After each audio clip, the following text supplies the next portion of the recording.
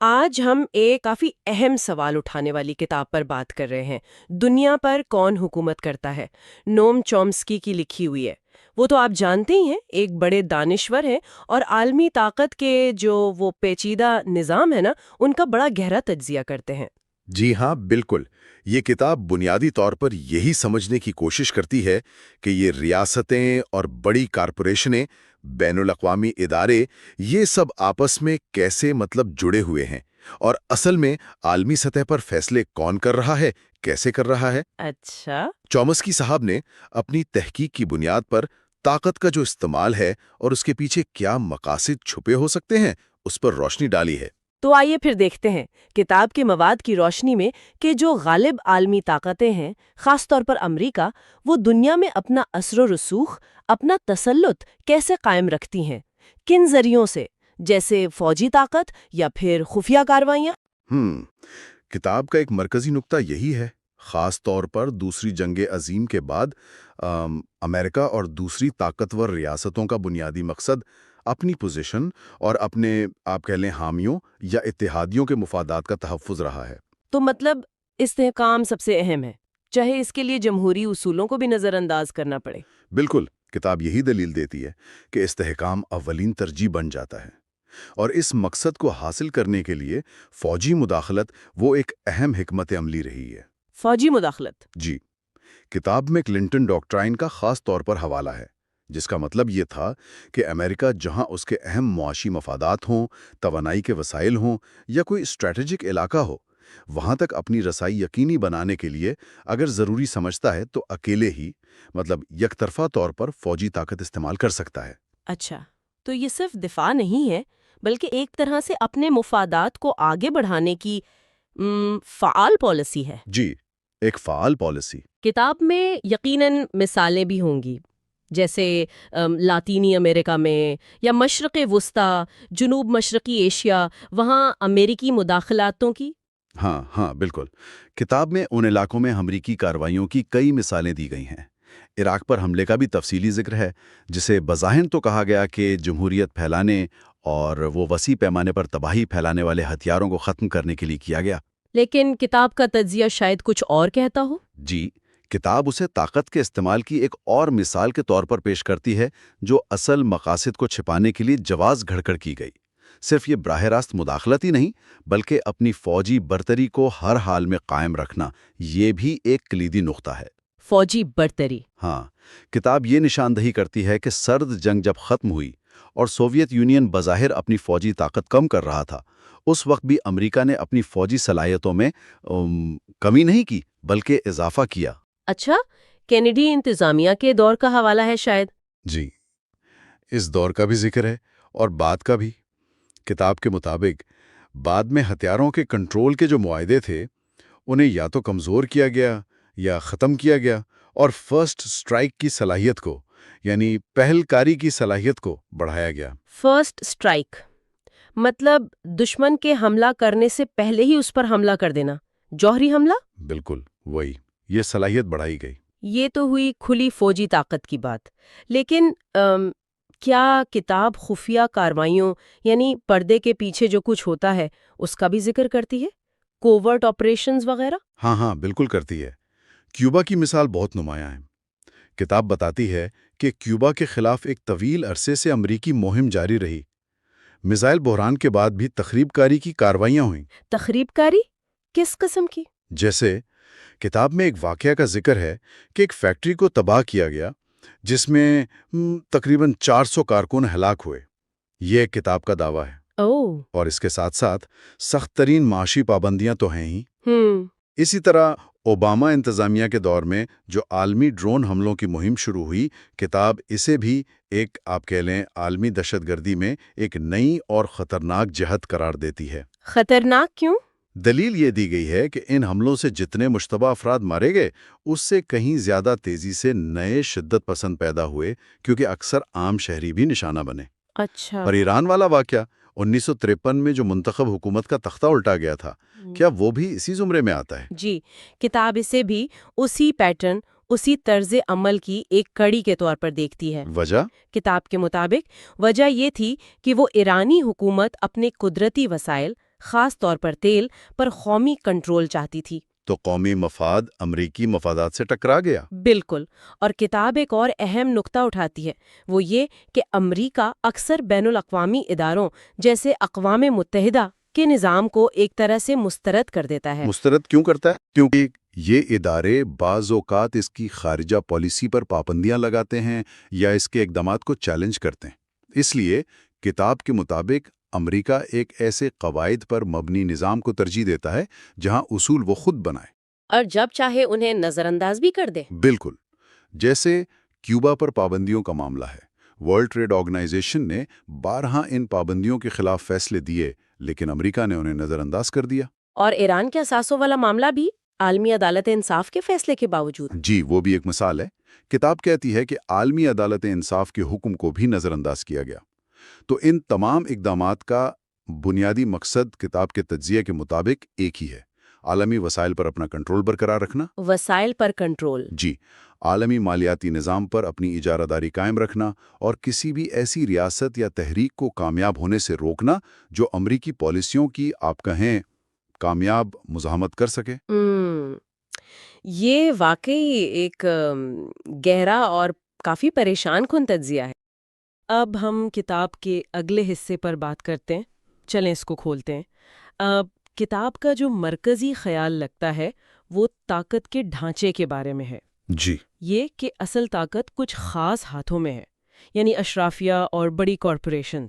ہاں، جنہیں Adam Smith نے انسانیت کے آقا کہا تھا۔ بالکل، اور ان ذرائع کے مطابق ان کا پہلا مقصد تو بس اپنی طاقت اور دولت کو بڑھانا ہے۔ جی ہاں، اسی کو وہ گھٹیا اصول یا وائل میگزم کہہ رہے ہیں، ہے نا؟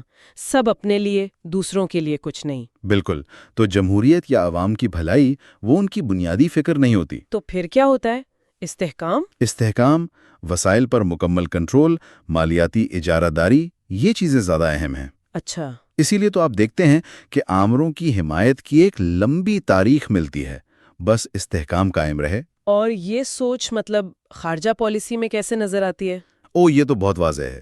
ریاستی پالیسی اکثر انہی آقاؤں کے مفادات کو دیکھ کر بنتی ہے۔ یعنی مالیاتی یا اسٹریٹجک مفادات؟ جی، بنیادی مقصد اکثر یہ ہوتا ہے کہ کوئی بھی ملک امریکی اثر و رسوخ یا جو عالمی نظام بنا ہوا ہے نا، اس کے خلاف کامیاب مزاحمت نہ کر سکے۔ اچھا، اسی لیے تو بعض اوقات ایسی پالیسیاں بھی بنتی ہیں جیسے کیوبا یا ایران پر اتنی لمبی پابندیاں۔ ہاں، جن کی مخالفت تو کچھ امریکی کمپنیاں خود بھی کرتی ہیں، سنا ہے۔ بالکل کرتی ہیں، لیکن بڑا مقصد عالمی نظام پر کنٹرول ہے تو وہ قربانی دے دی جاتی ہے۔ اور یہ جو نئی قوم پرستی کا فلسفہ ہے جس کا ذکر ہے، اس کی مخالفت بھی اسی لیے، یہ کیا ہے ویسے؟ دیکھیں، سادہ لفظوں میں یہ وہ سوچ ہے کہ کسی بھی ملک کے جو قدرتی وسائل ہیں، تیل، گیس، معدنیات وغیرہ، جی، ان سے پہلا فائدہ وہاں کے مقامی لوگوں کو پہنچنا چاہیے، ان کی ترقی پر خرچ ہونا چاہیے، نہ کہ غیر ملکی کمپنیوں کے منافع کے لیے۔ بالکل۔ اب ظاہر ہے یہ نظریہ تو ان انسانیت کے آقاؤں کے وفادات سے سیدھا ٹکراتا ہے۔ وہ تو چاہتے ہیں کہ دنیا بھر کے وسائل تک ان کی رسائی آسان ہو۔ یہ واقعی ایک تضاد سامنے آتا ہے نا، جو کہا جاتا ہے اور جو کیا جاتا ہے۔ جی ہاں، بیان بازی اور حقیقت کا فرق۔ رہنما کہتے ہیں کہ وہ جمہوریت پھیلا رہے ہیں، انسانی حقوق کی بات کرتے ہیں، لیکن عملی اقدامات اکثر بالکل الٹ ہوتے ہیں۔ یہ دوہرا معیار تو بار بار نظر آتا ہے۔ صحیح۔ اور یہی تو چومسکی کی تحقیق کا ایک خاص طریقہ ہے نا، کہ سرکاری بیانات کو لیں اور پھر ان کا موازنہ کریں سرکاری ڈیٹا سے، پالیسی کے اصل نتائج سے، تاریخی مثالوں کے ذریعے۔ جی، تاریخی مثالیں تو بھری پڑی ہیں۔ ویتنام، لاطینی امریکہ، مشرق وسطیٰ، ان ذرائع میں بھی ان کا ذکر ہے۔ ہاں ہے۔ ان سے پتہ چلتا ہے کہ اصل کھیل تو طاقت کا تھا، تیل کا تھا، علاقے پر تسلط کا تھا۔ وہ اخلاقی اصول تو بس کہنے کی باتیں تھیں۔ اسی کو امریکی مثالیت پسندی کا افسانہ کہا گیا ہے۔ بالکل، myth of American idealism۔ تو یہ جو طاقت ایک جگہ جمع ہو رہی ہے، یہ صرف عالمی سطح پہ نہیں، ملک کے اندر بھی ایسا ہی ہے؟ جی بالکل، دونوں سطحوں پر کام کرتا ہے۔ عالمی سطح پر تو ہم نے دیکھا امریکہ جیسے ممالک عالمی ادارے جیسے IMF، ورلڈ بینک انہیں اپنے حساب سے چلاتے ہیں۔ ووٹنگ پاور وغیرہ پیسوں کے حساب سے ہوتی ہے۔ جی، اور وہ ایک قواعد پر مبنی نظام کی بات کرتے ہیں۔ لیکن قواعد بناتے خود ہیں۔ ہاں، اور جب دل چاہے بین الاقوامی قانون یا اقوام متحدہ کو ایک طرف رکھ دیتے ہیں۔ کیوبا پر پابندیاں، WTO کے خلاف، نکاراگوا کیس میں ICJ کا فیصلہ نہ ماننا، یہ سب مثالیں ہیں۔ اور ملک کے اندر؟ ملک کے اندر بھی یہی کھیل ہے۔ جو نیو لبرل پالیسیاں ہیں، اچھا، جن کا ذکر ہے ان دستاویزات میں، نجکاری، یونینز کو کمزور کرنا۔ ہاں، عوامی تعلیم، صحت، ان پر کٹوتیاں، ان سب نے عدم مساوات کو بہت بڑھا دیا ہے۔ اچھا، تو اب ہم کتاب کے اگلے حصے پر بات کرتے ہیں۔ یہاں نا ایک بہت آپ کہہ لیں بنیادی خیال سامنے آتا ہے، وہ یہ کہ دنیا میں جو دولت کی تقسیم ہے یہ کوئی حادثہ نہیں ہے۔ جی بالکل، یہ کوئی اتفاق نہیں ہے۔ ہاں، مطلب یہ باقاعدہ سوچ سمجھ کر بنائے گئے معاشی نظاموں اور جو طاقتور قومیں ہیں ان کے فیصلوں کا، ان کے اقدامات کا نتیجہ ہے۔ صحیح۔ کتاب اس نقطے کو نا وہ مارکسسٹ اور نو آبادیاتی تنقید کے زاویوں سے دیکھتی ہے، اور ایڈم اسمتھ کا وہ تصور ہے نا انسانیت کے آقا، جی، ماسٹرز آف مین کائنڈ۔ ہاں، جس کی بات چومسکی نے بھی کی ہے۔ مطلب وہ بڑی بڑی کارپوریشنز، مالیاتی ادارے جو اصل میں پالیسی چلا رہے ہوتے ہیں، اور ان کا اصول بڑا سادہ سا لگتا ہے، سب کچھ ہمارے لیے اور دوسروں کے لیے کچھ نہیں۔ بالکل۔ کتاب اسی اصول کو مرکزی خیال بناتی ہے کہ طاقتور کا مفاد ہی اولین ہے۔ تو یہ عملی طور پر کیسے نظر آتا ہے؟ مطلب مثالیں کیا ہیں اس کی؟ کتاب اس کے لیے امریکی خارجہ پالیسی کو ایک اہم مثال کے طور پر پیش کرتی ہے۔ جیسے چومسکی نے بھی اپنے تجزیوں میں دکھایا ہے کہ اکثر جو فوجی مداخلاتیں ہوتی ہیں، ان کی جو بتائی گئی وجوہات ہوتی ہیں، ہاں، وہ اکثر کچھ اور ہوتی ہیں۔ بالکل، اصل محرکات اکثر معاشی ہوتے ہیں۔ جیسے ویتنام کی مثال دی جاتی ہے کہ وہاں وسائل تک رسائی ایک بڑا مقصد تھا۔ اچھا۔ اور کتاب طاقت کے اس عدم توازن پر بھی بات کرتی ہے کہ دنیا کا رد عمل کیسے بدلتا ہے، یہ دیکھ کر کہ ایکشن لینے والا کون ہے۔ مطلب اگر کوئی طاقتور ملک کچھ کرے تو رد عمل مختلف ہوتا ہے، اور کمزور کرے تو مختلف۔ جی ہاں، جیسے وہ MH17 طیارے کا واقعہ اور ایران ایئر فلائٹ 655 کا واقعہ، ان دونوں پر عالمی رد عمل کا اگر معاوضہ کریں تو یہ دوہرا معیار، یہ دوغلاپن بالکل صاف نظر آتا ہے۔ صحیح۔ تو یہ تو ہوئی ریاستی طاقت اور اس کے معاشی مفادات کی بات، لیکن اس پوری تصویر میں بین الاقوامی ادارے کہاں کھڑے ہیں؟ جیسے IMF ہے، ورلڈ بینک ہے، کیا یہ ادارے اس عدم توازن کو کم کرتے ہیں یا یہ بھی اسی نظام کا حصہ ہیں؟ یہ بہت اہم سوال ہے۔ کتاب یہاں ترقی یعنی ڈیولپمنٹ کے تصور کو نو آبادیاتی زاویے سے دیکھتی ہے۔ اچھا، وہ کیسے؟ وہ کہتی ہے کہ یہ جو ترقی یافتہ اور پسماندہ کی تقسیم ہے نا، یہ غیر جانبدار نہیں ہے، یہ تاریخی طور پر طاقت کے رشتوں نے بنائی ہے۔ اور اس سے ہوتا یہ ہے کہ غریب ممالک کو ایک طرح سے آبجیکٹ بنا دیا جاتا ہے، جن کو ترقی دینے کے نام پر جو عالمی شمال ہے یعنی امیر ممالک، ان کی مداخلت کو، ان کے کنٹرول کو ایک طرح سے قانونی حیثیت مل جاتی ہے۔ اچھا، یعنی ترقی کا نام استعمال کر کے کنٹرول کیا جاتا ہے۔ جی، جیسا کہ اسکوبار جسے مفکرین نے بھی کہا ہے، یہ سوچ دراصل معاشی انحصار کو، ڈیپینڈنسی کو قائم رکھتی ہے، اسے ختم نہیں کرتی۔ تو پھر IMF اور ورلڈ بینک جیسے ادارے؟ اسی لیے کتاب ان برٹن ہوڈس اداروں کے کردار پر سوال اٹھاتی ہے کہ کیا یہ واقعی کمزور ممالک کی مدد کر رہے ہیں، یا پھر یہ بھی طاقتور ممالک کے معاشی ایجنڈے کو ہی آگے بڑھا رہے ہیں۔ ان کی شرائط، ان کے قرضے، کیا وہ واقعی مددگار ہیں یا انحصار کو مزید پکا کرتے ہیں؟ یہ تو بڑی تشویشناک بات ہے کہ جن اداروں کا مقصد مدد بتایا جاتا ہے، کتاب کہہ رہی ہے کہ وہ خود انحصار کو گہرا کر سکتے ہیں۔ کیا کوئی خاص مثالیں ہیں اس کی، یا کوئی متبادل بھی زیر بحث آیا ہے؟ ہاں، کتاب میں ذکر ہے کہ نئے ادارے بھی ابھر رہے ہیں، جیسے Asian infrastructure investment bank AIIB۔ اچھا، AIIB۔ جی، چومسکی نے بھی اس کا ذکر کیا ہے۔ یہ ظاہر کرتا ہے کہ جو موجودہ ادارے ہیں، IMF، ورلڈ بینک، ان کی کارکردگی پر، ان کی غیر جانبداری پر سوالات ہیں، عدم اطمینان ہے، لوگ متبادل ڈھونڈ رہے ہیں۔ اس کے علاوہ کتاب یہ بھی بتاتی ہے کہ سیاسی ادارے بھی، جیسے اقوام متحدہ کی سلامتی کونسل، وہ بھی کیسے طاقتور ریاستوں کے ہاتھ میں آلہ کار بن سکتے ہیں۔ مثلاً امریکہ کا ویٹو پاور استعمال کرنے کا حق، جیسا کہ میننگ نے بھی نشاندہی کی ہے، یہ حق اسے اپنے اور اپنے اتحادیوں کے مفادات کے تحفظ کا موقع دیتا ہے۔ اور اس کا اثر پھر کمزور ریاستوں پہ پڑتا ہوگا؟ بالکل، فلسطین جیسی ریاستوں کے معاشی اور سیاسی مستقبل پر اس کا براہ راست اثر پڑتا ہے۔ ان کی خود مختاری، ان کی ترقی کی راہیں مسدود ہوتی ہیں۔ جب عالمی ادارے ہی طاقتور کے مفاد میں جھک جائیں تو انصاف کیسے ہوگا؟ تو یہ ساری چیزیں مل کر ایک بڑی تصویر بناتی ہیں جو مارکسی نظریات سے ملتی جلتی ہیں، جن پر روپرٹ کاکس ووڈ جیسے لوگوں نے کام کیا ہے۔ جی ہاں، کہ یہ جو عالمی سرمایہ دارانہ نظام ہے، یہ ریاستوں کو طاقت کے غیر مساوی رشتوں میں جکڑ لیتا ہے، اور یہ ادارے، یہ معاہدے، یہ پالیسیاں، یہ سب اسی نظام کو مضبوط کرتے ہیں۔ بالکل۔ اسی سے عالمی سطح پر جو معاشی ناہمواری ہے وہ کم ہونے کی بجائے بڑھتی جاتی ہے۔ ایسا لگتا ہے کہ یہ سب ایک دوسرے سے بہت گہرائی میں جڑا ہوا ہے۔ بالکل درست کہا۔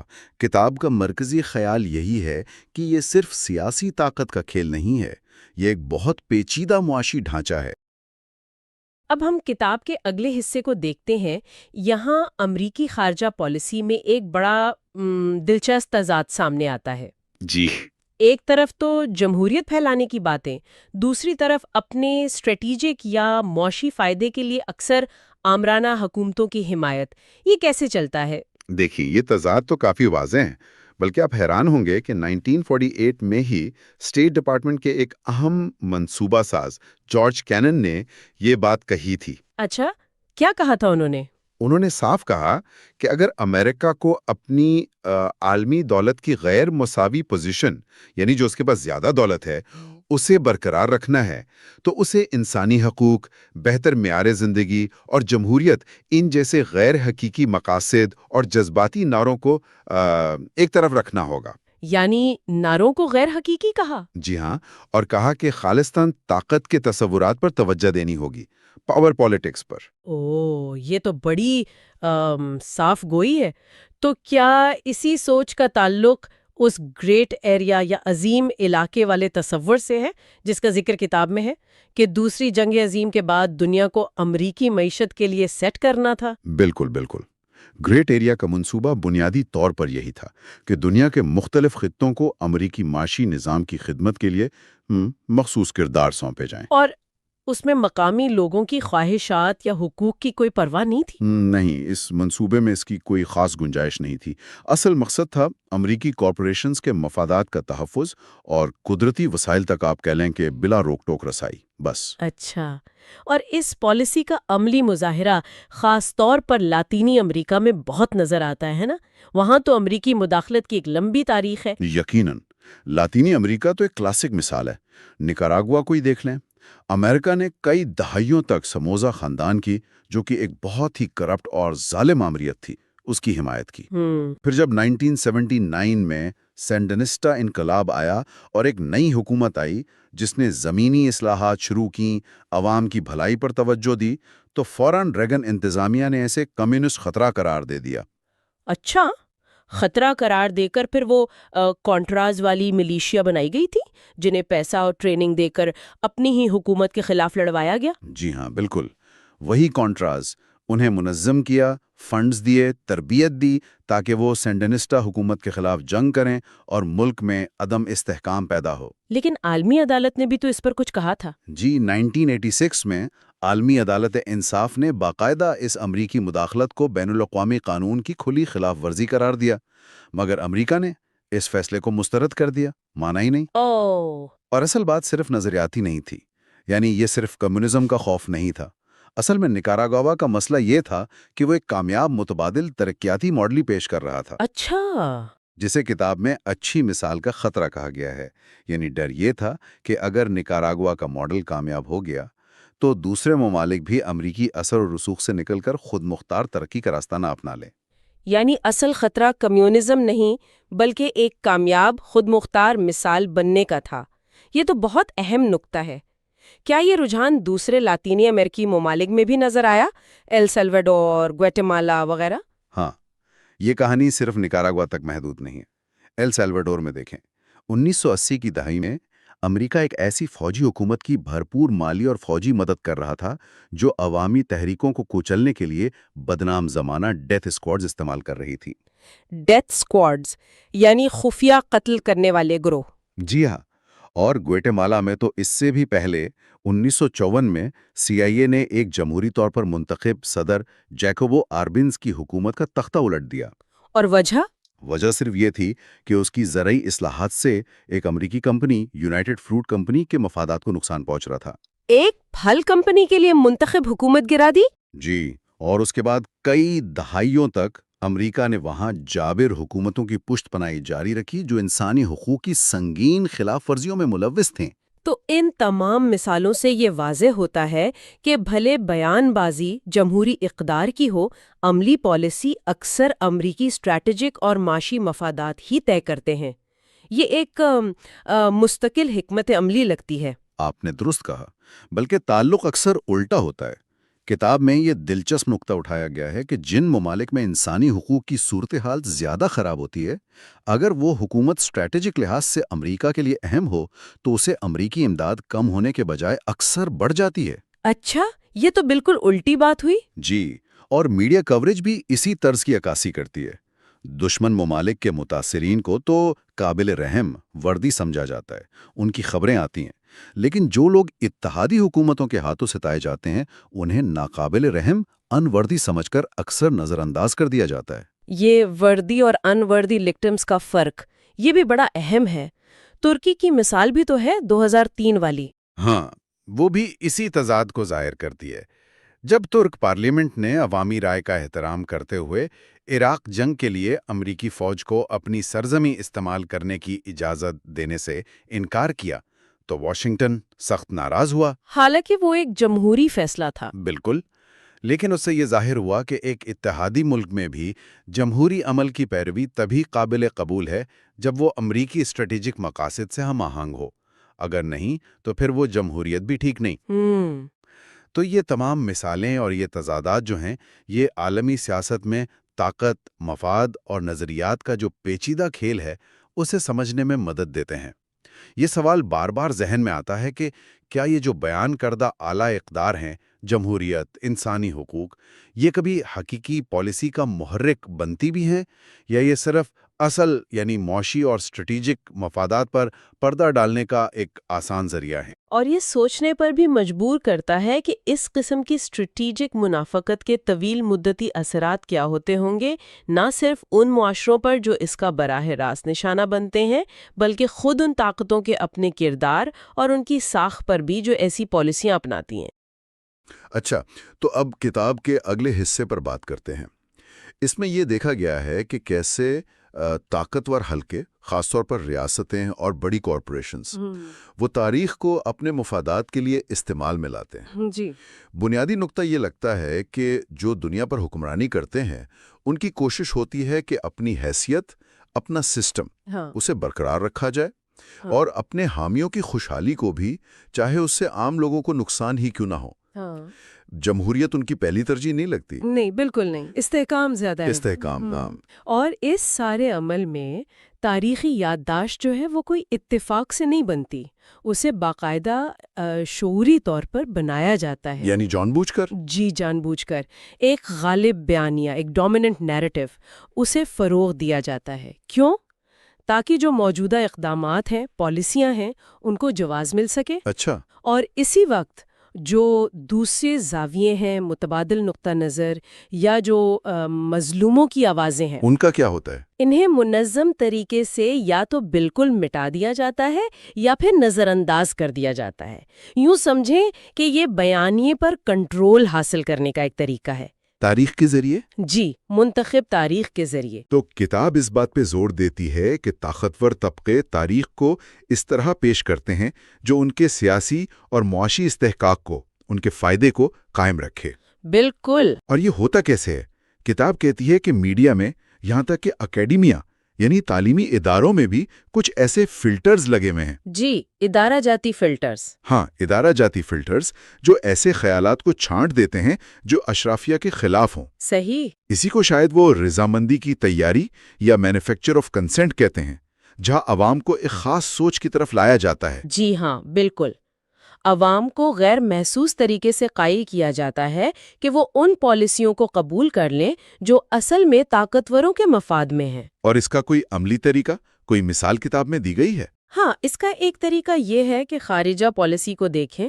خاص طور پر امریکی خارجہ پالیسی کے حوالے سے بات ہوئی ہے اچھا. کہ جو بیان کردہ نظریات ہوتے ہیں، مثلا ہم جمہوریت پھیلا رہے ہیں، انسانی حقوق کا تحفظ کر رہے ہیں. ہاں، یہ باتیں تو بہت سننے کو ملتی ہیں. جی، لیکن جو زمینی حقائق ہیں وہ اکثر مختلف ہوتے ہیں، جیسے آمروں کی حمایت کرنا یا وسائل پر کنٹرول حاصل کرنا. ان دونوں کے بیچ جو تضاد ہے اسے چھپایا جاتا ہے. کیسے چھپایا جاتا ہے؟ تاریخ کے بیانیے کے ذریعے. مثالیں دی گئی ہیں ویتنام کی، لاطینی امریکہ کی، مشرق وسطیٰ میں امریکی مداخلتوں کی. اچھا. کہ عوام کو جو بتایا گیا وہ اصل مقاصد سے بہت مختلف تھا. اصل مقصد تو طاقت کا استحکام اور کارپوریٹ مفادات کا تحفظ تھا. تاریخ کو ایسے پیش کیا گیا کہ یہ تضاد، یہ فرق نظر ہی نہ آئے. اور کتاب میں یہ دوہرے معیار والی بات بھی ہے، ڈبل سٹینڈرڈز. یہ کیا ہے؟ جی، یہ بہت اہم نکتہ ہے. کہ کچھ متاثرین کو تو قابل رحم سمجھا جاتا ہے، وردی وکٹمز، جیسے کمبوڈیا کے معاملے میں ہوا. ہاں، ان پر بہت بات ہوتی ہے. لیکن پھر دوسروں کو، جیسے مشرقی تیمور کا ذکر ہے، انہیں نظر انداز کر دیا جاتا ہے، حالانکہ وہاں بھی بڑے پیمانے پر مظالم ہوئے ہیں. جی بالکل، اتنے ہی بڑے پیمانے پر. تو یہ فرق کیوں؟ یہ انتخاب کس بنیاد پر ہوتا ہے؟ یہ انتخاب اس بنیاد پر ہوتا ہے کہ کون سا بیانیہ کس مظلوم کی کہانی غالب طاقت کے مفاد میں ہے، کس کہانی کو اجاگر کرنے سے ان کے مقاصد پورے ہوتے ہیں اور کس کو دبانے سے. تو یہ بھی تاریخ کو منتخب انداز میں پیش کرنا ہوا؟ بالکل، یہ وہی تاریخی یادداشت کو منتخب انداز میں برتنے کا عمل ہے، اور اس سے صرف ماضی ہی نہیں بگڑتا، حال پر بھی اثر پڑتا ہے. یقیناً حال کے اقدامات کو جواز ملتا ہے اور مستقبل کی پالیسیوں کی بنیاد رکھی جاتی ہے. اور اگر کوئی اس غالب بیانیے کو چیلنج کرے حقائق کی بنیاد پر، تو اکثر ان آوازوں کو نظر انداز کر دیا جاتا ہے یا انہیں انتہا پسند کہہ دیا جاتا ہے. چاہے ان کی بات میں وزن ہو، شواہد ہو. جی، چاہے وہ حقائق اور شواہد پر ہی کیوں نہ مبنی ہو، مقصد بیانیے کو کنٹرول میں رکھنا ہوتا ہے. کتاب میں ایک اور دلچسپ بات یہ بھی لکھی ہے کہ طاقتور حلقے اکثر سچائی جانتے ہیں، انہیں پتا ہوتا ہے اصل میں کیا ہو رہا ہے. جی ہاں، لیکن انہیں پرواہ نہیں ہوتی. لگتا تو یہی ہے کہ انہیں اس سچائی کی پرواہ نہیں ہوتی جو ان کے مفادات سے مطابقت نہ رکھتی ہو. لیکن پھر بھی کتاب کہتی ہے کہ سچ بولنے کی، ان چیزوں کو ریکارڈ پر لانے کی ایک ذمہ داری تو ہے. بالکل، ایک خلاقی ذمہ داری ہے، تاکہ کم از کم تاریخ کے ریکارڈ میں ایک متبادل نقطۂ نظر، ایک دوسری کہانی محفوظ رہے، تاکہ پوری تصویر سامنے آ سکے، چاہے دیر سے ہی صحیح. جی، اور یہیں سے پھر یہ سوال اٹھتا ہے کہ جب تاریخ اور معلومات پر اس طرح کا کنٹرول ہو، ہاں، تو عام لوگ کیا کریں؟ وہ متبادل سچائیوں تک پہنچے کیسے؟ یہ بہت بڑا سوال ہے. اور ان غالب بیانیوں کو چیلنج کیسے کریں؟ یہ ایک مسلسل جد و جہد ہے، جس میں معلومات تک رسائی، جی، معلومات تک آزادانہ رسائی اور تنقیدی سوچ یعنی کریٹیکل تھنکنگ، اس کی اہمیت بہت بڑھ جاتی ہے. کہ جو بتایا جا رہا ہے اسے ویسے ہی قبول نہ کیا جائے بلکہ پرکھا جائے، سوال اٹھایا جائے، تحقیق کی جائے. اچھا، تو اب اس کتاب کے اگلے حصے پر بات کرتے ہیں، بین الاقوامی تعلقات کو سمجھنا. یہ ایسا ہے جیسے ایک ہی منظر کو مختلف اینکوں سے دیکھنا. جی بالکل، کوئی ایک نظریہ وہ پوری تصویر نہیں دکھا سکتا. صحیح. تو یہ کتاب ہمیں کچھ بنیادی عالمی نظریات یا ورلڈ ویو سے متعارف کرواتی ہے. یہ اصل میں طے کرتے ہیں کہ ہم دنیا میں کیا اہم سمجھتے ہیں. مطلب کیا ریاستوں کی طاقت اصل کہانی ہے یا پھر تعاون کے امکانات، یا شاید معیشت سب کچھ چلا رہی ہے، یا پھر خیالات اور شناخت کا کردار ہے. جی، تو یہ نظریات ہی سوال بناتے ہیں کہ سلامتی پر توجہ دیں یا دولت پر یا انصاف پر. اور ہر نظریہ کچھ چیزوں کو نمایاں کرتا ہے اور کچھ کو شاید پس پشت ڈال دیتا ہے. بالکل. آئیے دیکھتے ہیں کہ یہ کتاب دو بڑے نظریات، حقیقت پسندی اور لبرلزم کو کیسے پیش کرتی ہے. شروع کرتے ہیں حقیقت پسندی یعنی ریئلزم سے. ٹھیک ہے. اس کا بنیادی خیال تو بڑا سیدھا سادہ لگتا ہے. دنیا میں کوئی عالمی حکومت نہیں ہے جسے یہ انتشار یا انارکی کہتے ہیں. جی، یہ مرکزی نقطہ ہے. تو اس خالی پن میں ریاستیں ہی سب سے اہم کردار ہیں اور وہ اپنی بقا اور طاقت کے لیے مسلسل جدوجہد میں ہیں. بالکل. یہ نظریہ اکثر دنیا کو ایک سخت مقابلے کا میدان سمجھتا ہے جہاں جنگ کا خطرہ وہ ہمیشہ منڈلاتا رہتا ہے. کیا یہ واقعی اتنا مایوس کن ہے؟ دیکھیے یہاں ایک دلچسپ بات یہ ہے کہ حقیقت پسندی بھی کوئی ایک کیا کہتے ہیں مونولیتھرک بلاک نہیں ہے، اس کے اندر بھی مختلف آراء ہیں۔ اچھا، جی، مثال کے طور پر جو کلاسیکی حقیقت پسند ہے جیسے ہینز موگنتھاؤ، وہ کہتے ہیں کہ یہ طاقت کی جدوجہد انسان کی فطرت میں ہے، اقتدار کی بھوک اچھا، یعنی انسان ہی ایسا ہے۔ ان کے نزدیک۔ لیکن پھر آتے ہیں ساختی حقیقت پسند یا نیو ریئلسٹس جیسے کینتھ والز۔ جی، وہ کہتے ہیں کہ نہیں، مسئلہ انسان کی فطرت میں نہیں بلکہ بین الاقوامی نظام کی ساخت میں ہے۔ مطلب اس انتشار والی حالت میں کوئی بھی ریاست چاہے وہ کتنی ہی امن پسند کیوں نہ ہو، اسے طاقت حاصل کرنی ہی پڑتی ہے۔ جی بالکل، اپنی سلامتی کے لیے۔ گویا نظام خود ریاستوں کو مقابلے پر مجبور کرتا ہے۔ یہ تو بڑا بنیادی اختلاف ہوا کہ اصل وجہ کیا ہے، انسانی فطرت یا عالمی نظام کی ساخت؟ جی ہاں، یہی ان دونوں میں بنیادی فرق ہے۔ یہ تو ہوئی طاقت اور سلامتی کی بات جو حقیقت پسندی کا مرکز ہے، لیکن کیا تعاون اور امن کا کوئی امکان ہی نہیں؟ یہیں سے لبرلزم یا لبرل انٹرنیشنلزم کا نظریہ سامنے آتا ہے، اچھا، اور یہ دنیا کو بالکل مختلف زاویے سے دیکھتا ہے۔ یہ کہتا ہے کہ ریاستیں صرف طاقت کے پیچھے نہیں بھاگتیں بلکہ وہ تعاون بھی کر سکتی ہیں۔ اچھا، کیسے؟ بین الاقوامی اداروں کے ذریعے جیسے اقوام متحدہ، پھر جمہوریت کا پھیلاؤ اور خاص طور پر معاشی باہمی انحصار، یعنی ٹریڈ وغیرہ؟ جی، تجارت، سرمایہ کاری۔ یہ نظریہ ریاست کے اندرونی معاملات کو بھی اہم سمجھتا ہے کہ ایک جمہوری ریاست کا رویہ ایک غیر جمہوری ریاست سے مختلف ہو سکتا ہے۔ ٹھیک، بالکل۔ اگر ہم اسے بڑی تصویر میں دیکھیں تو لبرلزم میں ایک امید کا عنصر ہے، ترقی پر یقین ہے۔ حقیقت پسندی کے مقابلے میں؟ جی، یہ مانتا ہے کہ تاریخ آگے بڑھ رہی ہے اور بین الاقوامی تعلقات کو بہتر بنایا جا سکتا ہے۔ اس کی جڑیں آپ کو کانٹ کے دائمی امن کے فلسفے میں بھی ملیں گی۔ اچھا، اور ایک بہت دلچسپ مثال ہے جمہوری امن تھیوری، ڈیموکریٹک پیس تھیوری۔ ہاں، یہ سنا ہے۔ یہ نظریہ کہتا ہے، اور کچھ شواہد بھی ہیں، کہ جمہوری ریاستیں آپس میں جنگ نہیں کرتی۔ یہ تو حقیقت پسندی کی دنیا سے بہت ہی مختلف بات ہوئی۔ بالکل، جہاں حقیقت پسندی میں جنگ ایک مستقل امکان ہے، لبرلزم کہتا ہے کہ نہیں، مشترکہ اقدار اداری اور تجارت امن لا سکتے ہیں۔ تو ہمارے پاس دو بہت مختلف تصویریں ہیں، ایک طرف حقیقت پسندی، عالمی انتشار، طاقت، مقابلہ، ممکنہ تصادم، جی، اور دوسری طرف لبرلزم، ادارے، جمہوریت، معیشت اور ان کے ذریعے تعاون، امن اور ترقی کے امکانات۔ صحیح، لیکن یہ سمجھنا ضروری ہے کہ یہ صرف دو بڑے نظریات ہیں۔ ہاں، یقیناً اور بھی ہوں گے۔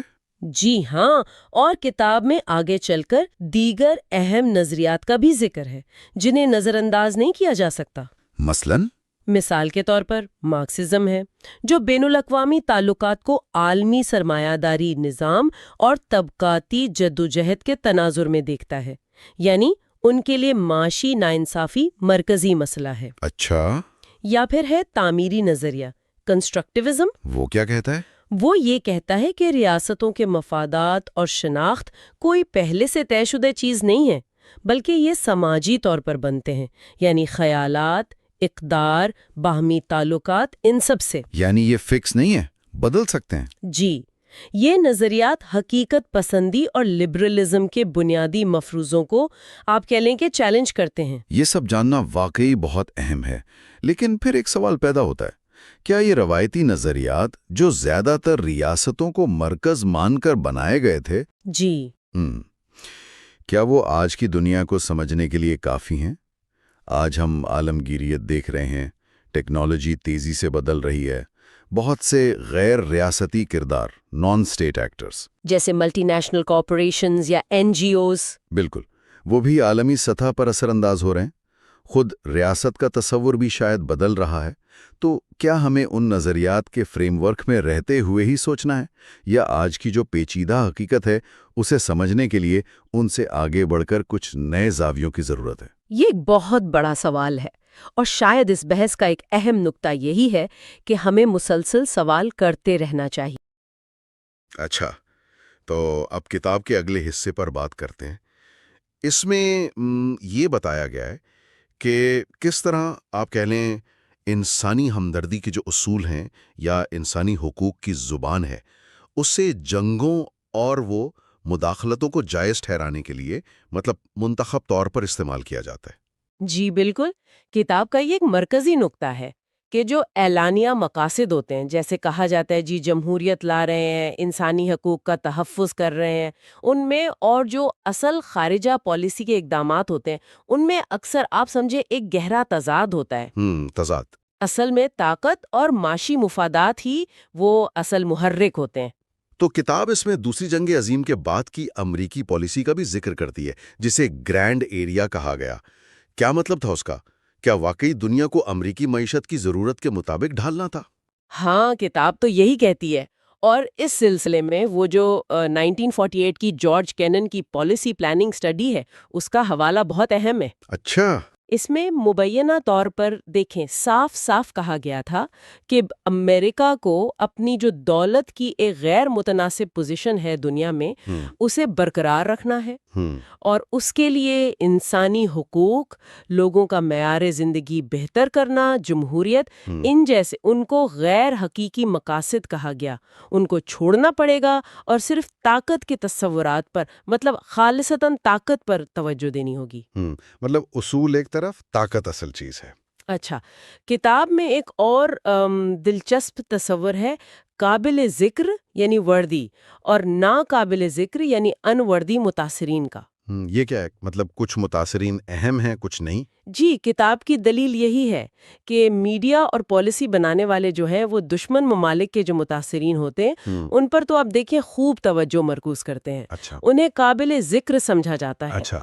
لیکن وہ متاثرین جو امریکی اقدامات سے یا اس کے اتحادیوں کے ہاتھوں متاثر ہوئے ہوں انہیں اکثر ناقابل ذکر سمجھ کر یوں کہیں کہ نظر انداز کر دیا جاتا ہے۔ اس کی کوئی مثال بھی دی ہے کتاب نے؟ کئی مثالیں ہیں، جیسے کمبوڈیا پر جو امریکی بمباری ہوئی تھی اس کے متاثرین کا ذکر کم ملے گا آپ کو۔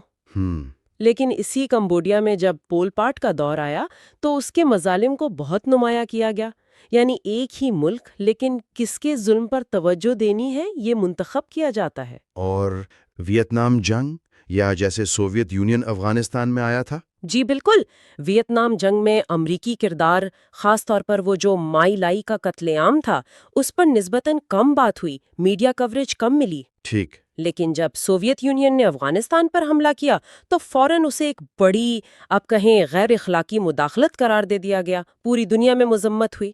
تو یہ انتخاب ظاہر کرتا ہے کہ معیار کیسے بدلتا ہے۔ یہ تضاد تو لاطینی امریکہ کی مثالوں سے شاید اور بھی واضح ہوتا ہے۔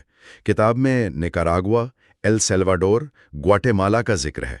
نکاراگوا میں کیا خاص بات تھی؟ دیکھیں، نکاراگوا میں سینڈینسٹا حکومت آئی تھی جس نے تعلیم، صحت، ان شعبوں میں کچھ بہت بہتری لائی تھی۔ کتاب کہتی ہے کہ امریکہ کو یہ بات پسند نہیں آئی، اسے اچھی مثال کا خطرہ کہا گیا۔ اچھی مثال کا خطرہ؟ مطلب یہ کہ اگر ایک چھوٹا ملک امریکہ کے راستے سے ہٹ کر کامیاب ہو جائے تو دوسرے ممالک بھی شاید وہی راستہ اختیار کرنے کی کوشش کریں۔ تو اس خطرے کو روکنے کے لیے مبینہ طور پر امریکہ نے کونٹرا باغیوں کی بھرپور مالی اور فوجی مدد کی۔ اچھا، ان باغیوں کی جو حکومت کے خلاف لڑ رہے تھے؟ جی ہاں، اور یہاں تک کہ جب عالمی عدالت انصاف نے امریکی اقدامات کو غیر قانونی قرار دیا تو امریکہ نے وہ فیصلہ ماننے سے انکار کر دیا۔ یہ تو بڑی بات ہے۔ اور ایل سیلواڈور اور گواٹے-مالا، وہاں کیا صورتحال تھی؟ ان ممالک میں کتاب کے مطابق امریکہ نے ایسی جابر حکومتوں اور ان کے حمایت یافتہ ڈیتھ اسکواڈز کی پشت پناہی کی جو انسانی حقوق کی سنگین ترین خلاف ورزیوں میں ملوث تھے۔ Death squads? جی، نیم فوجی دستے جو مخالفین کو، خاص طور پر عوامی اور بائیں بازو کی تحریکوں کے کارکنوں کو اغوا اور قتل کرتے تھے، اور ان کا مقصد اکثر امریکی کارپوریٹ مفادات کا تحفظ بھی ہوتا تھا، جیسے وہاں یونائٹڈ فروٹ کمپنی کے مفادات ہیں۔ تو مطلب انسانی حقوق کی پامالی کرنے والوں کی حمایت کی جا رہی تھی؟ کتاب تو یہی کہتی ہے، بلکہ کتاب میں ایک اور پریشان کن تعلق کی طرف بھی اشارہ کیا گیا ہے۔ وہ کیا؟ وہ یہ کہ اکثر دیکھا گیا ہے کہ جن ممالک میں انسانی حقوق کی صورتحال زیادہ خراب ہوتی تھی وہاں امریکی امداد کم ہونے کے بجائے الٹا بڑھ جاتی تھی۔ ہیں؟ یہ تو بالکل الٹی بات لگتی ہے۔ انسانی حقوق خراب تو امداد زیادہ؟ جی، یہ کتاب کے اہم مشاہدات میں سے ایک ہے، اور یہ اسی دلیل کو مضبوط کرتا ہے کہ خارجہ پالیسی اور امداد کا تعلق اکثر اسٹریٹجک اور معاشی مفادات سے ہوتا ہے، انسانی حقوق کے اصولوں سے نہیں۔ اچھا، اب تھوڑا حال کی طرف آئیں۔ یہ جو انسانی ہمدردی کی بنیاد پر مداخلت یعنی ہیومینیٹیرین انٹرونشن کا نظریہ ہے، اس پر بھی کتاب میں تنقید ہے۔ عراق 2003 اور لیبیا 2011 کی مثالیں کیسے اس تنقید کو واضح کرتی ہیں؟ بالکل، کتاب 2003 کے عراق حملے کو لیتی ہے، اسے نام تو دیا گیا عراقی عوام کی آزادی کا، لیکن کتاب کہتی ہے کہ اس کا کوئی ٹھوس معتبر جواز پیش نہیں کیا گیا تھا۔ وہ وسیع پیمانے پر تباہی پھیلانے والے ہتھیاروں والی بات؟ جی، جو کبھی ملے ہی نہیں۔ اور نتیجہ کیا نکلا؟ بڑے پیمانے پر تباہی، لاکھوں اموات، اور پورے خطے میں آپ دیکھیں آج تک عدم استحکام ہے۔ صحیح۔ اور لیبیا؟ لیبیا میں 2011 کی جو مداخلت تھی وہ اقوام متحدہ کی ایک قرارداد کے تحت ہوئی تھی، جس کا مقصد شہریوں کا تحفظ تھا، لیکن کتاب دلیل دیتی ہے کہ مداخلت کرنے والی طاقتوں نے وہ قرارداد کی حدود سے تجاوز کیا۔ کس طرح؟ لیبیا ایک نا ختم ہونے والی خانہ جنگی، افراتفری اور تشدد کا شکار ہو گیا، اور مہاجرین کا ایک بہت بڑا بحران پیدا ہوا جس نے یورپ کو بھی متاثر کیا۔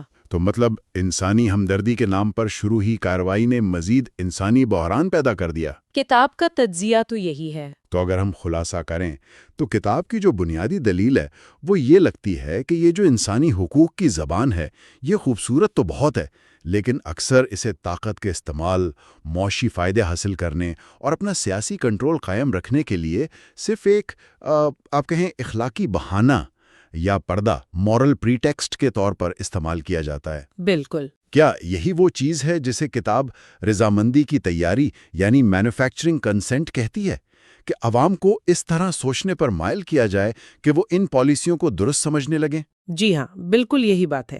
کتاب کے مطابق اصل پالیسی کا محور طاقت کا توازن، بڑی بڑی کارپوریشنز کے مفادات کا تحفظ اور عالمی نظام پر اپنا تسلط برقرار رکھنا ہوتا ہے۔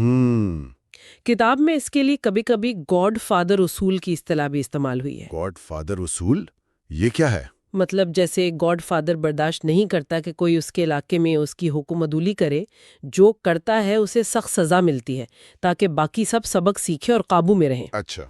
اسی طرح عالمی طاقتیں بھی اپنی بالادستی کو چیلنج کرنے والے کو برداشت نہیں کرتی، اور اسے انسانیت کے آقاؤں یعنی چند طاقتور لوگوں اور اداروں کے مفادات کا تحفظ بھی کہا گیا ہے۔ یہ تجزیہ تو واقعی طاقت اور بیان بازی کے جو پیچیدہ رشتہ ہے اس پر بہت گہری نظر ڈالتا ہے۔ جی، اور یہ سوال پیدا کرتا ہے کہ جب بھی ہم عالمی سطح پر اخلاقی دعوے سنیں تو ہمیں ان کے پیچھے چھپے اصل حقائق اور مفادات کو سمجھنے کی کوشش کرنی چاہیے۔ اب آئیے کتاب کے آخری حصے پر بات کرتے ہیں۔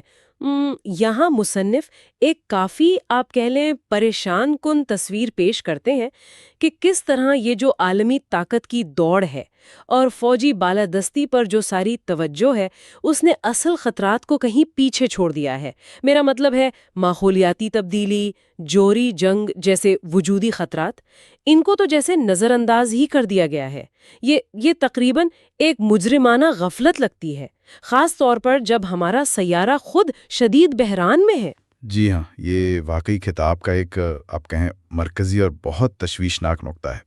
ایسا لگتا ہے کہ جو عالمی نظام ہے، خاص طور پر جو بڑی طاقتوں کی پالیسیاں ہیں، وہ ایک ایسی منطق پر چل رہی ہیں جہاں جیو پولیٹیکل برتری یعنی دنیا میں اپنا اثر و رسوخ بڑھانا اور قائم رکھنا، یہی سب سے اہم مقصد بن گیا ہے۔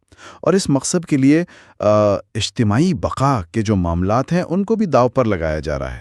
کتاب میں اس بات پر کافی زور ہے کہ امریکی خارجہ پالیسی میں ایک طرح کا تسلسل نظر آتا ہے، یعنی حکومتیں بدلتی رہتی ہیں لیکن بنیادی ہدف وہی رہتا ہے، یعنی عالمی بالادستی کو برقرار رکھنا۔ جیسے مثالیں بھی دی گئی ہیں چین اور روس کے ساتھ جو محاذ آرائی بڑھ رہی ہے، یا یوکرین میں سفارتی حل سے گریز کی بات ہو، یا نیٹو کی توسیع۔ ان سب کے پیچھے وہ کہتے ہیں مقصد طاقت کو مستحکم کرنا ہی ہے۔ بالکل بالکل، اور کتاب اس نقطۂ نظر کے جو خطرناک نتائج ہیں ان کی طرف واضح اشارہ کرتی ہے۔ دیکھیں، یہ نہ صرف روایتی جنگوں کا خطرہ بڑھاتا ہے جیسا ہم نے یوکرین میں دیکھا، بلکہ یہ جوہری جنگ کے امکان کو تشویشناک حد تک قریب لا رہا ہے۔ خاص طور پہ جب آپ دیکھتے ہیں کہ ہتھیاروں کے کنٹرول کے وہ معاہدے جو کئی دہائیوں سے کسی نہ کسی طرح کشیدگی کم رکھنے میں مددگار تھے، ان کو ایک کے بعد ایک ختم کیا جا رہا ہے۔ اچھا۔ اور اس کے ساتھ ساتھ وہ جو جارحانہ فوجی نظریات ہیں، جیسے پہلے حملہ کی صلاحیت، یعنی فرسٹ سٹرائک کیپیبلٹی، کہ دشمن کے حملہ کرنے سے پہلے ہی اس کے جوہری ہتھیاروں کو تباہ کر دیا جائے، اس صلاحیت کو بڑھانے پر زور دیا جا رہا ہے۔ یہ چیزیں صورتحال کو بہت غیر مستحکم بناتی ہیں۔ تو یہ صرف ہتھیاروں کی تعداد کا مسئلہ نہیں رہا اب، بلکہ ان کے استعمال کا جو فلسفہ ہے، جو نظریہ ہے، اور جو بین الاقوامی معاہدے تھے، ان کا ختم ہونا، یہ سب مل کر خطرے کو بڑھا رہے ہیں۔ جی ہاں، بالکل۔ یہ ایک کمپلیکس مسئلہ ہے۔ تعداد بھی اہم ہے، لیکن اس سے زیادہ اہم وہ ارادہ اور وہ نظریہ ہے جو ان ہتھیاروں کے پیچھے کار فرما ہے۔ اور کتاب یہ بھی کہتی ہے کہ یہ رویہ، یہ محاذ آرائی کی فضا، ان عالمی خطرات سے نپٹنے کے لیے جو بین الاقوامی تعاون درکار ہے، اسے بھی بری طرح نقصان پہنچاتی ہے۔ ہاں، یہ تو ظاہر ہے۔ جب ممالک ایک دوسرے کو حریف یا دشمن سمجھیں گے، بالکل، تو پھر وہ ماحولیاتی تبدیلی ہو یا کوئی عالمی وبا ہو یا کوئی اور مشترکہ خطرہ، اس پر مل کر کیسے کام کریں گے؟ ہر مسئلہ پھر قومی سلامتی اور طاقت کے مقابلے کی اینک سے دیکھا جانے لگتا ہے، تعاون کی گنجائش کم ہوتی جاتی ہے۔ کتاب میں چین کے بارے میں امریکی رویے کا تجزیہ بھی کافی دلچسپ ہے۔ ایسا لگتا ہے کہ چین کی کسی بھی شعبے میں ترقی کو، یہاں تک کہ جیسا آپ نے کہا قابل تجدید توانائی، مطلب سسٹینیبل انرجی، جس میں وہ شاید آگے بھی ہیں، اسے بھی ایک خطرے کے طور پر ہی دیکھا جا رہا ہے۔ تو کیا عالمی بالادستی اتنی اہم ہو گئی ہے کہ ماحولیاتی بحران کا ممکنہ حل بھی ایک خطرہ نظر آنے لگا ہے؟ کتاب تو کم و بیش یہی دلیل پیش کرتی ہے۔ وہ اس چیز کو ایڈم سمتھ کے پرانے تصور سے جوڑتی ہے، انسانیت کے آقا، ماسٹرز آف مینکائنڈ، یعنی وہ طاقتور کارپوریٹ ادارے اور مالیاتی اشرافیہ جن کے اپنے مفادات ہوتے ہیں اور وہ اکثر عالمی پالیسیوں پر اثر انداز ہوتے ہیں۔ ان کے لیے وسائل تک رسائی، مارکیٹوں پر کنٹرول، یہ چیزیں بنیادی اہمیت رکھتی ہیں۔ کتاب میں کلنٹن انتظامیہ کے ایک نظریے کا حوالہ بھی ہے، جہاں کہا گیا تھا کہ امریکہ کا مقصد اہم مارکیٹوں، توانائی کی فراہمی اور اسٹریٹجک وسائل تک بلا روک ٹوک رسائی کو یقینی بنانا ہے۔ تو کتاب کہتی ہے کہ یہ جو جمہوریت اور انسانی حقوق کی باتیں ہوتی ہیں، یہ اکثر ان بنیادی معاشی اور جیو پولیٹیکل مقاصد پر پردہ ڈالنے کا کام کرتی ہیں۔ اصل نیت کو سمجھنا ہو تو پالیسیوں کے جو متوقع نتائج ہیں ان کو دیکھنا چاہیے۔ اچھا، تو یہ صرف حکومتوں کی سطح کی بات نہیں، بلکہ اس کے پیچھے گہرے معاشی مفادات بھی ہیں جو عالمی ترجیحات کو، آپ کہہ لیں، بقا کے بجائے بالادستی کی طرف موڑ رہے ہیں۔ جی، کتاب کا تجزیہ تو یہی بتاتا ہے کہ یہ ایک پورا نظام ہے جس میں معاشی، سیاسی اور فوجی مفادات آپس میں جڑے ہوئے ہیں۔ ٹھیک ہے، اب اگر ہم جوہری خطرے کی طرف واپس آئیں تو کتاب میں anti ballistic missile ABM systems کا بھی ذکر ہے، یعنی وہ دفاعی نظام جو آنے والے میزائلوں کو راستے میں تباہ کرنے کے لیے بنائے جاتے ہیں، ان کی تنصیب خاص طور پر سرحدوں کے قریب، اسے کتاب کس نظر سے دیکھتی ہے؟ کتاب اسے انتہائی خطرناک قرار دیتی ہے۔ یہ ایک مستقل ڈیموکلس کی تلوار لٹکانے والی بات ہے۔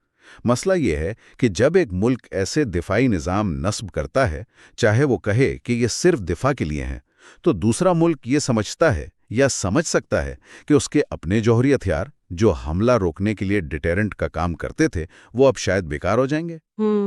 اور یہ سوچ اسے مجبور کر سکتی ہے کہ وہ یا تو زیادہ ہتھیار بنائے یا پھر یہ سوچے کہ کہیں پہلا حملہ کرنے والا ہی فائدے میں نہ رہے۔ یعنی یہ فرسٹ سٹرائک کے خطرے کو بڑھا دیتا ہے۔ یہ استحکام پیدا نہیں کرتا، بلکہ عدم استحکام پیدا کرتا ہے۔ یہ تو ایک نہ ختم ہونے والی دوڑ لگتی ہے۔ ہر دفاعی قدم دوسرے کے لیے خطرہ بن جاتا ہے اور پھر وہ جواب دیتا ہے۔ بالکل، یہ وہی ہتھیاروں کی دوڑ ہے، بس ایک نئی شکل میں اور زیادہ خطرناک شکل میں، کیونکہ ٹیکنالوجی اب بہت آگے بڑھ گئی ہے۔ تو پھر کتاب کا جو بنیادی نچوڑ ہے اس آخری حصے میں، وہ کیا ہے؟ کیا یہ صرف پالیسی بنانے والوں کی غلطیاں ہیں یہ مسئلہ اس سے زیادہ گہرا ہے۔ کتاب اسے محض پالیسی کی ناکامی نہیں سمجھتی، وہ کہتی ہے کہ یہ اس عالمی نظام کی اپنی منطق کا، اس کے ڈی این اے کا نتیجہ ہے، ایک ایسا نظام جس کی بنیاد ہی قومی مفادات، طاقت کے حصول اور جیو پولیٹیکل تسلط پر رکھی گئی ہے۔ تو اس نظام میں بنیادی المیہ یہ ہے کہ یہ ان چیزوں پر، یعنی جیو پولیٹیکل بالادستی اور طاقت کے ڈھانچوں کو برقرار رکھنے پر اتنا زیادہ مرکوز ہے کہ ماحولیاتی تباہی اور جوہری جنگ جیسے حقیقی وجودی خطرات کو منظم طریقے سے نظر انداز کیا جا رہا ہے۔ منظم طریقے سے؟ یعنی یہ کوئی حادثاتی غفلت نہیں ہے؟ کتاب کے مطابق نہیں، یہ ایک طرح کی فعال ترجیح، ایکٹیو پائرٹائزیشن ہے، یعنی عسکریت پسندی اور تسلط کو انسانیت کی اجتماعی بقا پر فوقیت دی جا رہی ہے۔ یہ سیاروی پیمانے پر ایک ایسی غفلت ہے جس کے نتائج ناقابل تصور ہو سکتے ہیں۔ یہ واقعی ایک بہت سنجیدہ اور سچ پوچھیں تو خوفناک تشخیص ہے۔ ایسا لگتا ہے جیسے ہم سب اجتماعی طور پر ایک بند گلی کی طرف بڑھ رہے ہیں۔ جی بالکل، اور کتاب کاری کو اسی ایک بنیادی سوال، ایک غور طلب نقطے کے ساتھ چھوڑتی ہے۔ وہ سوال یہ ہے کہ کیا ایک ایسا عالمی نظام پائیدار ہو سکتا ہے؟ کیا یہ چل سکتا ہے؟ ایک ایسا نظام جو قومی بالادستی اور فوجی طاقت کو انسانیت کی اجتماعی بقا، ایک صحت مند ماحول اور ایک محفوظ مستقبل پر ترجیح دیتا ہو۔ اس ترجیحی نظام کی اصل قیمت کیا ہے؟ ہم کیا قیمت چکا رہے ہیں؟ خاص طور پر جب یہ وجودی خطرات، ماحولیاتی تباہی، وبائی امراض ہوں، جوہری جنگ کا خطرہ ہوں، یہ سب واضح طور پر ہمارے سامنے کھڑے ہیں اور وقت کے ساتھ ساتھ بڑھتے ہی جا رہے ہیں۔